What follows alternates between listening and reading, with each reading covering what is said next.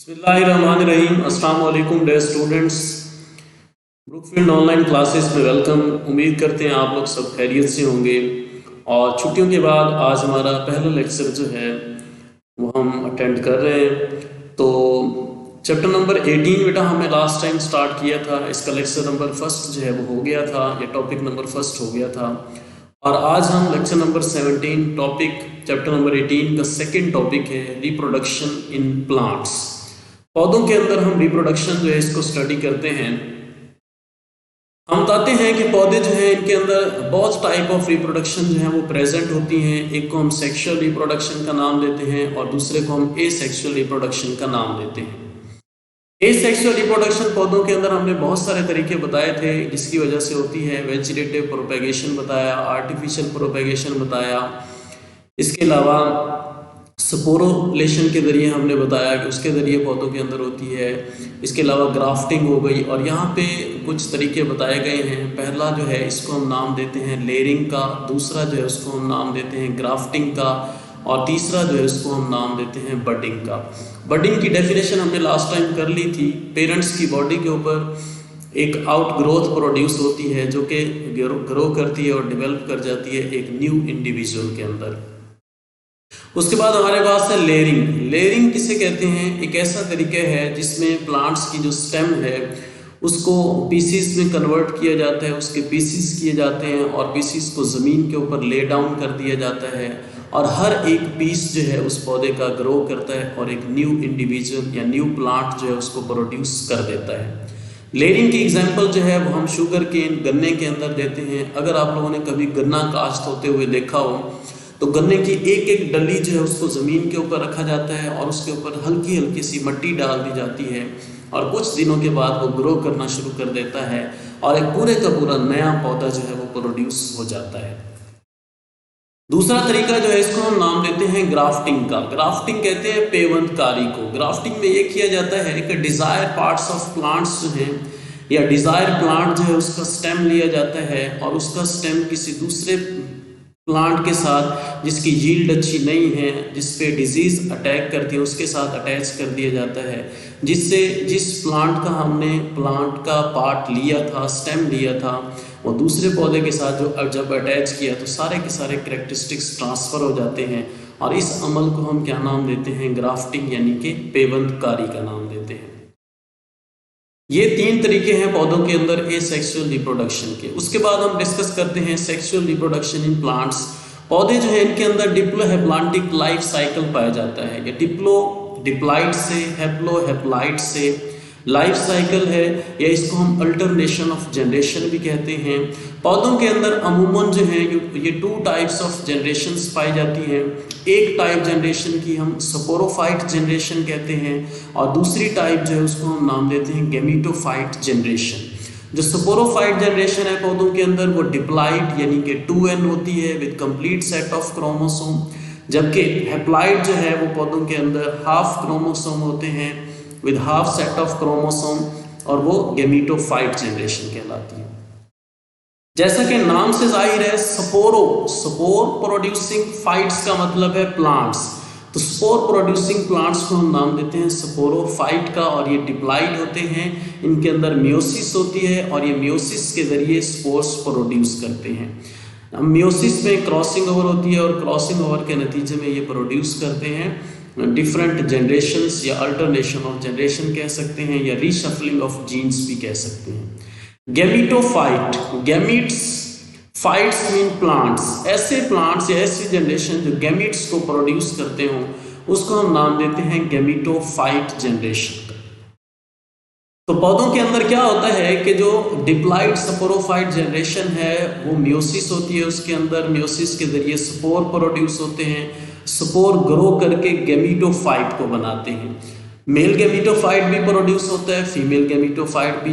अब gametophyte haploid क्यों होती है? क्योंकि ये हेप्लॉइड स्पोर से प्रोड्यूस होते हैं। मेल गैमीटोफाइट जो है वो एंथीरोजोइड्स प्रोड्यूस करते हैं, फीमेल गैमीटोफाइट जो है वो ओओसफेयर या आर्चिगोनिया उसके अंदर होते हैं। एग को प्रोड्यूस करते हैं। इन दोनों की फिर फर्टिलाइजेशन होती है और फर्टिलाइजेशन के नतीजे में जाइगोट बनता है। जाइगोट फिर डेवलप करता है और वो डिप्लॉइड स्पोरोफाइट जनरेशन को प्रोड्यूस कर देता है। इसका मतलब जो गैमेटोफाइट जनरेशन है वो मियोसिस के जरिए प्रोड्यूस होती है और जो स्पोरोफाइट जनरेशन है वो माइटोसिस के जरिए प्रोड्यूस होती है। तो ये है जी डिप्लोहेप्लांटिक लाइफ साइकिल। अब पौधों के अंदर जनरेशन वेजिटेटिवली सिमिलर भी होती हैं, वेजिटेटिवली डिसिमिलर भी होती हैं। वेजिटेटिवली का मतलब है कि अगर उनके यानी स्पोरोफाइट और गैमेटोफाइट के पार्ट्स अगर सिमिलर हों, एक जैसे हों, आइसोमॉर्फिक हों, तो हम इसको नाम देते हैं आइसोमॉर्फिक जनरेशन का। और अगर दोनों जो जनरेशन यानी डिप्लॉइड स्पोरोफाइट और हैप्लॉइड गैमेटोफाइट जनरेशन एक दूसरे से डिफरेंट हैं, इनके बॉडी पार्ट्स या बॉडी ऑर्गन्स जो हैं वो डिफरेंट होते हैं, तब हम इस कंडीशन को नाम देते हैं हेट्रोमॉर्फिक जनरेशन का नाम देते हैं। और दूसरी जो है वो क्या कहलाती है, आइसो का मतलब सिमिलर, मॉर्फिक का मतलब है शेप या स्ट्रक्चर। तो ये दो शॉर्ट क्वेश्चन है, ये भी आ सकते हैं। और बेटा आप लोग याद रखें, इसी साल जो एनुअल एग्जाम हुआ है कोविड-19 स्पेशल एग्जाम जो हुआ है, उसमें चैप्टर 18 से जो लॉन्ग क्वेश्चन आया हुआ था वो था define diplohaplontic life cycle, describe life cycle of angiosperm. Angiosperm का लाइफ साइकिल इंशाल्लाह हम नेक्स्ट लेक्चर में डिस्कस करेंगे, लेकिन यहाँ पे हमने डेफिनेशन पढ़ ली है डिप्लोहेप्लांटिक लाइफ साइकिल की। और इसके अलावा शॉर्ट क्वेश्चन में आ चुके हैं difference between isomorphic and heteromorphic generation. उसके बाद हमारे पास एक शॉर्ट क्वेश्चन है जी, write modification in seed plants to adopt land environment. बेटा प्लांट्स जितने भी हैं 9th चैप्टर के अंदर हमने पढ़ा था कि पौधे जितने भी हैं उनको दो कैटेगरी में डिवाइड करते हैं। पहली कैटेगरी जो है उसको ब्रायोफाइट्स का नाम देते हैं, यानी ऐसे पौधे जो वाटर के अंदर पाए जाते हों वो ब्रायोफाइट्स कहलाते हैं। और दूसरे ट्रेक्योफाइट्स, ऐसे पौधे जो टेरेस्ट्रियल इन्वायरमेंट में पाए जाते हों। और ब्रायोफाइट्स को हम नॉन वास्कुलर प्लांट्स कहते हैं, जबकि ट्रेक्योफाइट्स जो है इनको हम वास्कुलर प्लांट्स कहते हैं। ट्रेक्योफाइट्स प्लांट्स की एक क्लास है जिसको हम नाम देते हैं स्पर्मेटोफाइट्स जी। स्पर्मेटोफाइट्स, स्पर्मा का मतलब है सीड और फाइट्स का मतलब है plants. The seed producing plants are called spermatophytes. ऐसे पौधे जो सीड को प्रोड्यूस करते हों उन पौधों को हम स्पर्मेटोफाइट्स का नाम देते हैं। ब्रायोफाइट्स नॉन वास्कुलर प्लांट्स जो हैं ये सीड प्रोड्यूस नहीं करते। अब सीड प्लांट्स दूसरा नाम इनका है स्पर्मेटोफाइट्स। इन्होंने लैंड इन्वायरमेंट को अडॉप्ट किया है, टेरेस्ट्रियल इन्वायरमेंट में चले गए हैं। क्यों? क्योंकि इनके एंसेस्टर जिनको हम ब्रायोफाइट्स कहते हैं वो प्रेजेंट थे वाटर या मॉइस्ट प्लेसेस पे, लेकिन सीड प्लांट्स जो हैं ये ट्रांसफ़र हो गए हैं टेरेस्ट्रियल इन्वायरमेंट या खुश्की पे। क्यों ट्रांसफ़र हुए हैं? अपनी बॉडी के अंदर इन्होंने कौन कौन सी चेंजेस की हैं उनको 1 by 1 हम डिस्कस करते हैं। और ये very very very important short question भी है। तो हमारे पास है जी, seed plants are predominantly present all around us, यानी बीज वाले पौधे बहुत ज़्यादा पाए जाते हैं हमारे इर्द गिर्द। और क्यों? पहले इनकी रीज़न है due to their better sexual reproduction. इनके अंदर जो सेक्सुअल रिप्रोडक्शन या अल्टरनेशन ऑफ जनरेशन जो है वो बहुत वेल डेवलप होती है। इन स्पोरोफाइट भी वेल डेवलप होती है, गैमेटोफाइट भी वेल डेवलप होती है। दूसरा है जी, दूसरी अडाप्टेशन है जिन्होंने इन पौधों को इस काबिल बनाया है कि ये टेरेस्ट्रियल इन्वायरमेंट में चले गए हैं, वो है मॉडिफिकेशन ऑफ फ्लावर। इनके फ्लावर जो हैं वो मॉडिफाई हो गए हैं, फ्लावर का स्ट्रक्चर चेंज हो गया है, फ्लावर की अरेंजमेंट इस तरह होती है, ये नेक्टर प्रोड्यूस करते हैं। पहले वाले फ्लावर नेक्टर नहीं होता था, वहाँ पे इंसेक्ट आके बैठते हैं। फ्लावर के डिफरेंट कलर होते हैं, फ्लावर की खुशबू होती है जो कि दूसरे एनिमल्स को अपनी तरफ अट्रैक्ट करते हैं, जो कि इनकी पोलिनेशन या ट्रांसफ़र ऑफ गैमीट्स का बायस बनता है। और दूसरा है जी इन्फ्लोरिसेंस। इन्फ्लोरिसेंस किसे कहते हैं? इन्फ्लोरिसेंस कहते हैं the arrangement of flowers on the branches of plants. पौधे की ब्रांचेस के ऊपर जो फ्लावर की अरेंजमेंट होती है, फ्लावर की जो तरतीब होती है, उस तरतीब को हम इन्फ्लोरिसेंस का नाम देते हैं। और पोलिनेशन का आप लोगों को पता है, ये हम पढ़ भी चुके हैं पहले। पोलिनेशन कहते हैं the transfer of pollen grain from stamen to carpel, यानी from male part of the plant या male gametes to female gametes या female parts of the plant, इसको हम नाम देते हैं पोलिनेशन का। फिर पोलिनेशन की भी 2 टाइप्स होती हैं, सेल्फ पोलिनेशन भी होती है, क्रॉस पोलिनेशन भी होती है। ये 10th क्लास में आप लोग पढ़ चुके हैं। उसके बाद तीसरी अडाप्टेशन है जी स्पर्मेटोफाइट्स के अंदर, और वो बहुत अहम है, involving gamete transfer by pollen tube. इनके अंदर किस चीज़ की डेवलपमेंट होती है? पोलन ट्यूब की डेवलपमेंट होती है। पोलन ट्यूब के जरिए ये अपने गैमीट्स जो उनको क्या करते हैं, ट्रांसफर करते हैं, और इससे सेफ ट्रांसफर होता है पोलन ग्रेन्स का। फोर्थ है food storage for developing embryo. Seed जो है इसके अंदर 2 चीज़ें होती हैं, एक एम्ब्रियो होता है और दूसरा एंडोस्पर्म टिश्यू, जिसको हम फूड का नाम देते हैं। सीड जब ग्रो करता है तो उसको खुराक की ज़रूरत होती है, वो खुराक उसके अंदर प्रेजेंट होती है in the form of endosperm tissue. तो इसलिए हम कहते हैं कि सीड प्लांट्स के अंदर फूड भी स्टोर होती है सीड के अंदर, ताकि वो इजीली ग्रो कर जाए। 5वीं अडाप्टेशन है, हर सीड के बाहर जो है वो एक मोटी कवरिंग प्रेजेंट होती है, जिसको हम सीड कोट का नाम देते हैं। और ये सीड कोट जो है ये पौधों को प्रोटेक्ट करती है फ्रॉम हार्श इन्वायरमेंटल कंडीशन से, जिसकी वजह से ये सीड जो है वो डॉर्मेंट कंडीशन में चला जाता है। जब इन्वायरमेंट अनफेवरेबल होता है, इन्वायरमेंट के अंदर बहुत ज़्यादा गर्माइश होती है और इन्वायरमेंट सूटेबल नहीं होता, तो ये सीड कोट जो है वो सीड के अंदर एम्ब्रियो की हिफाजत करता है। 6th है dispersal with the help of fruit formation. Angiosperm plants जो हैं इनके अंदर फ्रूट की फार्मेशन भी होती है। ये मैंगो, ऑरेंज, सेब, ये जितने भी प्लांट्स हैं ये सारे के सारे एंजियोस्पर्म हैं। इनके अंदर फ्रूट फार्मेशन होती है और फ्रूट को दूसरे एनिमल्स खाते हैं। जब एनिमल्स अपना फुजला किसी दूसरी जगह पे गिराते हैं तो इससे इन पौधों के सीड जो हैं वो डिस्पर्स हो जाते हैं।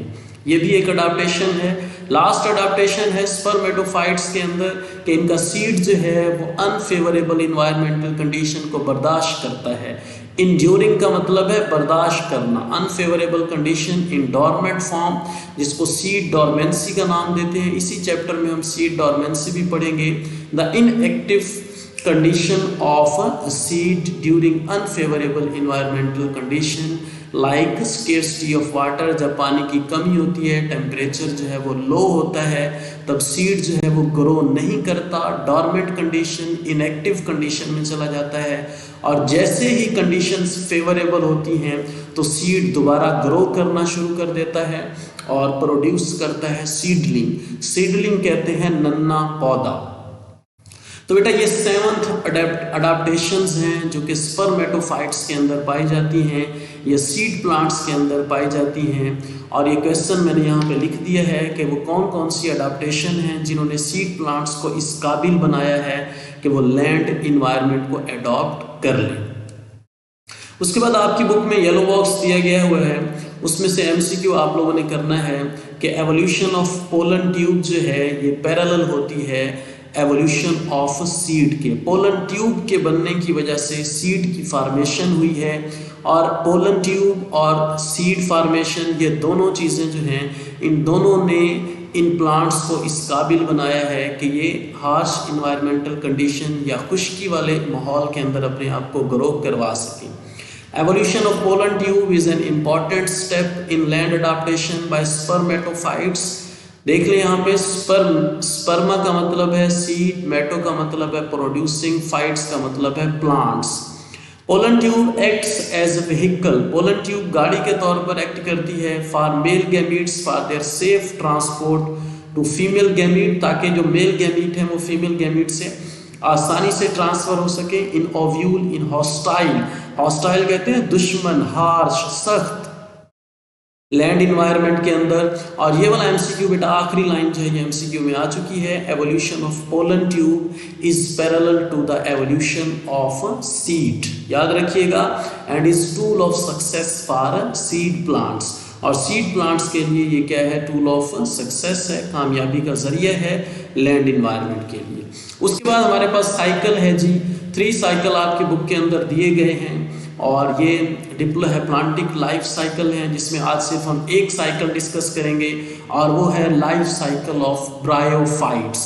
ब्रायोफाइट्स कहते हैं नॉन वास्कुलर प्लांट्स ऐसे पौधे जो मॉइस्ट प्लेसेस पे वाटर के करीब पाए जाते हों, और ब्रायोफाइट्स को हम एम्फीबियन ऑफ प्लांट्स भी कहते हैं। इस वजह से एम्फीबियन ऑफ प्लांट्स कहते हैं क्योंकि ये रिप्रोडक्शन जो है ये पानी के अंदर होती है, इनकी पानी के बगैर इनकी रिप्रोडक्शन नहीं हो सकती। इसी तरह फ्रॉग एम्फीबियन है, इसकी रिप्रोडक्शन भी पानी के अंदर होती है, बाहर खुश्की पे नहीं हो सकती। इस वजह से ब्रायोफाइट्स को एम्फीबियन ऑफ प्लांट्स का नाम भी दिया जाता है। जैसा कि मैंने बताया कि पौधों के अंदर सेक्सुअल रिप्रोडक्शन के लिए 2 जनरेशन होती हैं। एक जो है उसको हम नाम देते हैं डिप्लॉइड स्पोरोफाइट जनरेशन का, और दूसरी जनरेशन जो है उसको हम नाम देते हैं हैप्लॉइड गैमीटोफाइट जनरेशन का नाम देते हैं। स्पोरोफाइट जनरेशन जो है इसके अंदर स्पोर मदर सेल्स प्रेजेंट होते हैं। स्पोर मदर सेल्स का क्यों नाम दिया गया है?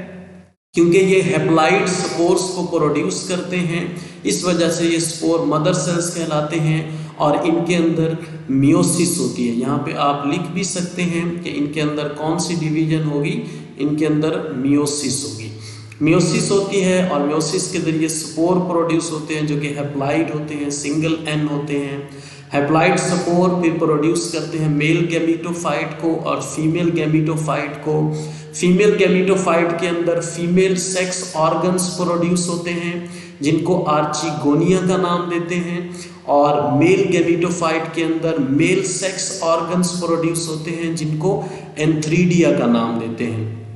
अब ये सारे सिंगल एन हैं, क्यों? क्योंकि ये सिंगल एन स्पोर से प्रोड्यूस हुए थे, इस वजह से ये सिंगल एन होते हैं। एंथ्रीडिया जो है इसके अंदर मोटाइल एंथीरोजोइड्स प्रोड्यूस होते हैं।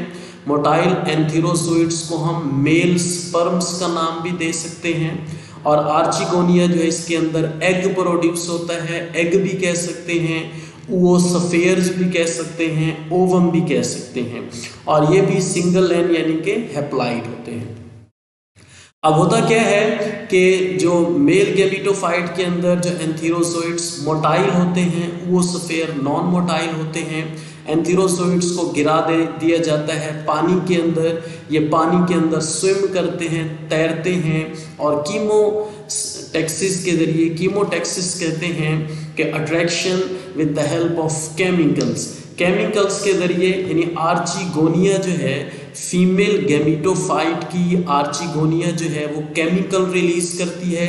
उन केमिकल्स के नतीजे में एंथीरोजोइड्स मूव करते हैं आर्चिगोनिया की तरफ, स्विम करते हैं, अट्रैक्ट होते हैं, और आर्चिगोनियम के अंदर इनकी क्या होती है? फर्टिलाइजेशन, यानी ओवोस्फेयर और एंथीरोजोइड्स जो हैं ये आर्चिगोनियम के अंदर फ्यूज कर जाते हैं, और इस अमल को हम फर्टिलाइजेशन का नाम देते हैं। इसके नतीजे में जाइगोट प्रोड्यूस होता है, जाइगोट डिप्लॉइड होता है, और जब जाइगोट ग्रो या डेवलप करता है तो ये प्रोड्यूस करता है डिप्लॉइड स्पोरोफाइट जनरेशन को। तो यहाँ पे आप देख सकते हैं कि स्पोरोफाइट जनरेशन के अंदर मियोसिस हुई है और इसने प्रोड्यूस किया है गैमीटोफाइट जनरेशन को, जबकि गैमीटोफाइट जनरेशन के अंदर माइटोसिस होती है। यहाँ पे आप लिख सकते हैं, यहाँ पे क्या होती है? माइटोसिस होती है, और माइटोसिस के जरिए ये प्रोड्यूस करते हैं। यहाँ पे माइटोसिस आप लिख सकते हैं, ये माइटोसिस होगी। माइटोसिस के जरिए एंथीरोजोइड्स प्रोड्यूस होते हैं, और माइटोसिस के जरिए ओवोस्फेयर प्रोड्यूस होते हैं। जब स्पोर प्रोड्यूस होते हैं, मियोसिस क्रॉसिंग ओवर होती है, रीशफलिंग ऑफ जीन्स होती है, और ये रीशफलिंग ऑफ जीन पौधों को इस काबिल बनाती है कि ये कंटिन्यूस चेंजिंग एनवायरनमेंट के अंदर अपने आप को एडॉप्ट करवा सकें। तो बेटा लाइफ साइकिल ऑफ ब्रायोफाइट्स जो है ये शॉर्ट क्वेश्चन में पूछा जाएगा। लॉन्ग क्वेश्चन में अगर ये पूछा जाएगा तो ये किसी का पार्ट बनाकर पूछा जाएगा, लेकिन लॉन्ग क्वेश्चन जो आता होता है वो लाइफ साइकिल ऑफ जिम्नोस्पर्म्स और लाइफ साइकिल ऑफ एंजियोस्पर्म आता होता है, लेकिन ब्रायोफाइट्स का लाइफ साइकिल शॉर्ट क्वेश्चन में आता है।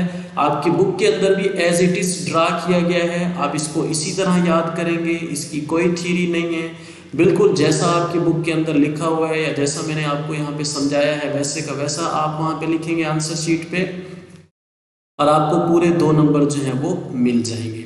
तो ये था हमारा आज का टॉपिक। इसमें हमने कौन कौन सी चीज़ें आज हमने पढ़ी हैं। एसेक्सुअल रिप्रोडक्शन के तरीके, 3 तरीके हमने बताए पौधों के अंदर। इसके अलावा हमने डेफिनेशन पढ़ी है डिप्लोहैप्लांटिक लाइफ साइकिल की, difference between isomorphic and heteromorphic generation 3 हो गई। चौथा हमने क्वेश्चन पढ़ा है स्पर्मेटोफाइट्स के अंदर, और 5वां हमने ये येलो बॉक्स पढ़ा है। 6th हमने लाइफ साइकिल ऑफ ब्रायोफाइट्स पढ़ा है। उम्मीद करता हूँ आपको आज के लेक्चर की समझ आई होगी। इंशाल्लाह नेक्स्ट लेक्चर में दोबारा मुलाकात होती है, और तब तक के लिए अल्लाह हाफिज़।